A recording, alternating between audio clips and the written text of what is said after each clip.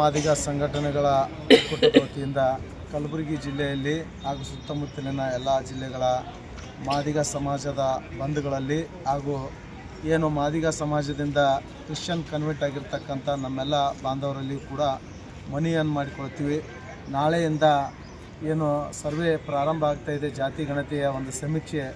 ಆ ಸಮೀಕ್ಷೆಯಲ್ಲಿ column number 61ರಲ್ಲಿ Madiga ಅಂತಕ್ಕಂಥ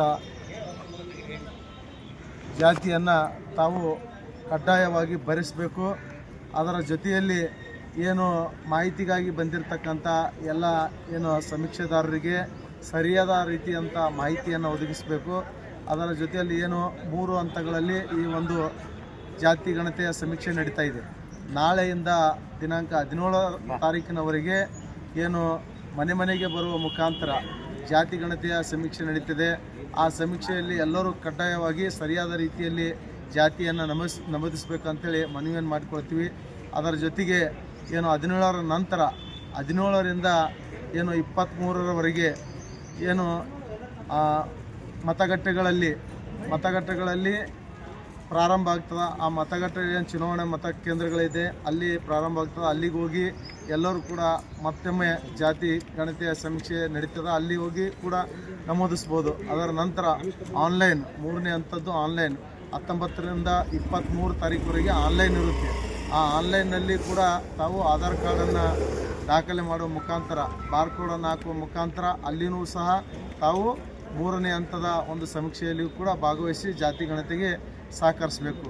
ಅದರ ಜೊತೆಗೇನು 30 ವರ್ಷಗಳಿಂದ ಏನು ಹೋರಾಟ ಮಾಡ್ತಾ ಇದ್ದಾರೆ ನಮ್ಮ ಸಮಾಜದ ಕುಲ ಬಾಂಧವರು, ಏನು ಸಂಘಟನೆಕಾರರು ಎಲ್ಲರೂ ಅಲ್ಲಿ ಕೂಡ ನಾನು ಸಂಘಟನೆಕಾರರಲ್ಲಿ ಎಲ್ಲ ನಮ್ಮ ಸಮಾಜದ ವಿಚಾರವಂತರಲ್ಲಿ, ವಿದ್ಯಾವಂತರಲ್ಲಿ, ಬುದ್ಧಿವಂತರಲ್ಲಿ ಎಲ್ಲರಿಗೂ ಅಲ್ಲಿ ಕೂಡ ವಿನಂತಿಯನ್ನು ಮಾಡಿಕೊಳ್ತೀವಿ.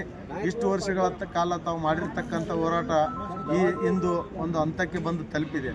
ತಾವು ಭಾಳ ಒಂದು ಸಮಯ ಪ್ರಜ್ಞೆಯಿಂದ ಎಲ್ಲರೂ ಕೂಡ ತಮ್ಮ ಓಣಿಗಳಲ್ಲಿ ತಮ್ಮ ಬಡಾವಣೆಗಳಲ್ಲಿ ಏನು ಸಮೀಕ್ಷೆ ಮಾಡಲು ಬರ್ತಾರೋ ಅವ್ರ ಜೊತೆಗೆ ಹೋಗಿ ಎಲ್ಲರೂ ಸಹಕರಿಸುವ ಮುಖಾಂತರ ಸರಿಯಾದ ರೀತಿಯಲ್ಲಿ ಮಾಹಿತಿಯನ್ನು ಕೊಟ್ಟು ಇಡೀ ರಾಜ್ಯದಲ್ಲಿಯೇ ಮಾದಿಗರು ಮೊದಲಿಗೆ ಇದ್ದಾರೆ ಅಂತಕ್ಕಂಥದ್ದನ್ನು ತಾವು ತೋರಿಸ್ಕೊಡ್ಬೇಕಾಗಿದೆ. ಅದಕ್ಕೆ ತಾವೆಲ್ಲರೂ ಸಮಯ ಪ್ರಜ್ಞೆಯಿಂದ ಎಲ್ಲ ಹೋರಾಟಗಾರರು, ವಿಚಾರವಂತರು, ವಿದ್ಯಾರ್ಥಿಗಳು ಎಲ್ಲರೂ ಕೂಡ ಇದನ್ನು ತಾವು ಅತಿ ಶೀಘ್ರದಲ್ಲೇ ಇದರ ಜೊತೆಗೂಡಿ ತಾವು ಸರಿಯಾದ ರೀತಿಯಲ್ಲಿ ಜಾತಿ ಗಣತಿಗೆ ಸಹಕರಿಸಬೇಕಂತೇಳಿ ಎಲ್ಲರಲ್ಲಿ ಕೂಡ ಡಾಕ್ಯುಮೆಂಟ್ ಏನೇನು ಬೇಕಾಗಿದೆ ಸರ್? ಡಾಕ್ಯುಮೆಂಟ್ಲಿ ಅಂತೇಳಿ ಅಂದ್ರೆ Aadhaar card, ration card first ಕೇಳ್ತಾರೆ.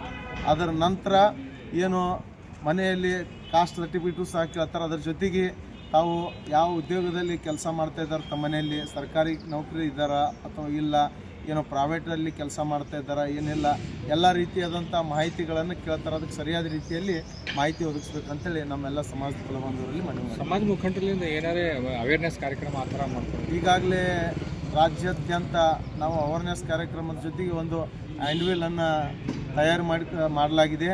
ಇಡೀ ರಾಜ್ಯಾದ್ಯಂತ ಅದನ್ನು ಹಂಚ್ತಾ ಇದ್ದೀವಿ. ಇವತ್ತು ಕಲಬುರಗಿಯಲ್ಲಿಯೂ ಸಹ ನಾವು 1 ಗಂಟೆಗೆ ಅದನ್ನು ಲಾಂಚ್ ಮಾಡ್ತಾ ಇದ್ದೀವಿ. ನಮ್ಮ ಹೆಸರು ಲಿಂಗರಾಜ್ ತಾರ್ಸರ್.